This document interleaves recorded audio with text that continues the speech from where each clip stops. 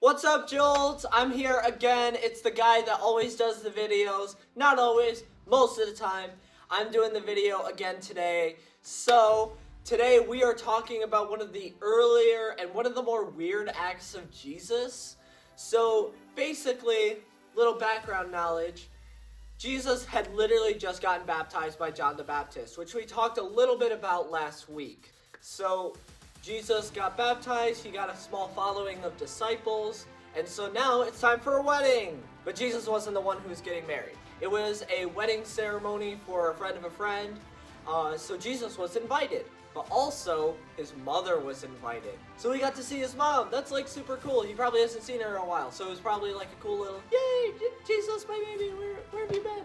So like, they both went to the wedding. So take a look at this. The next day, there was a wedding celebration in the village of Cana in Galilee. Jesus' mother was there, and Jesus' disciples were also invited to the celebration. The wine supply ran out during the festivities, so Jesus' mother told him they have no more wine. And Jesus says, okay, and then Jesus' mom was just like, well, do something about it. And Jesus was just like, it's not my time. And Jesus' mom, Mary, she was just like, okay, servants, do what he says. So that's what it says right here. Dear woman, that's not our problem, Jesus replied. My time has not yet come. But his mother told the servants, do whatever he tells you. Standing nearby, there were 6 stone water jars used for Jewish ceremonial washing. Each could hold 20 to 30 gallons. Imagine how much water that is. I mean, like, that's like a gallon of milk. Like, gallon.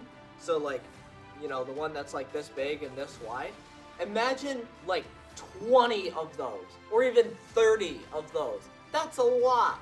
Jesus told the servants, fill the jars with water. When the jars had been filled, he said, now dip some out and take it to the master of the ceremonies. Basically, the person who's running the wedding. So the servants followed his instructions. When the master of the ceremonies tasted the water that was now wine, not knowing where it had come from, though of course the servants knew, he called the bridegroom over, the groom. A host always serves the best wine first, he said. Then when everyone has had a lot to drink, he brings out the less expensive wine. But you have kept the best until now? So not only did Jesus turn water into wine, it was really good wine. This miraculous sign at Cana in Galilee was the first time Jesus revealed his glory, and his disciples believed in him. What a crazy story, right?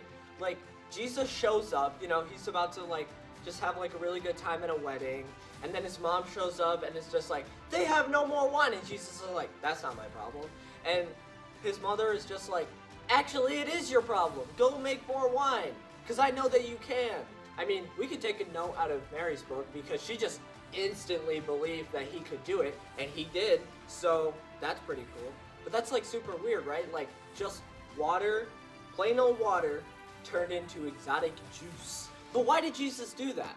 I mean, Brandon likes to say that it's because Jesus listened to his mother, so you guys should too. Which, yes, you guys should listen to your mother. Your mom is always right. That's rule 2 of Jolt, right there.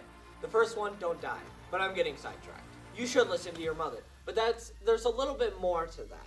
It's not just Jesus listening to his mother. Jesus wanted to show everyone what God is capable of. And that's the big idea, right there. Woo! Big idea. Yeah, we did it. Jesus wanted to show what God is capable of. I think that is so cool, because he did it on a very personal level.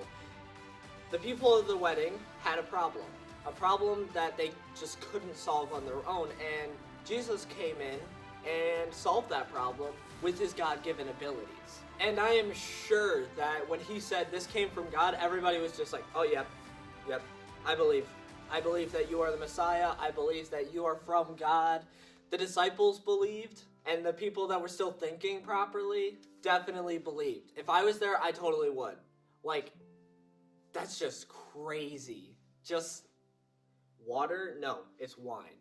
But that's the big idea, is that Jesus shows what God is capable of. He gives us a taste of what God is capable of. See this taste, wine tasting. It's a bad joke. I blame Brandon. But really be thinking about that. What is God capable of? There are plenty of verses, especially in the Old Testament, showing what God is capable of through us. Really just be thinking about that. Think about that when we answer these questions right here. Alright, bye guys!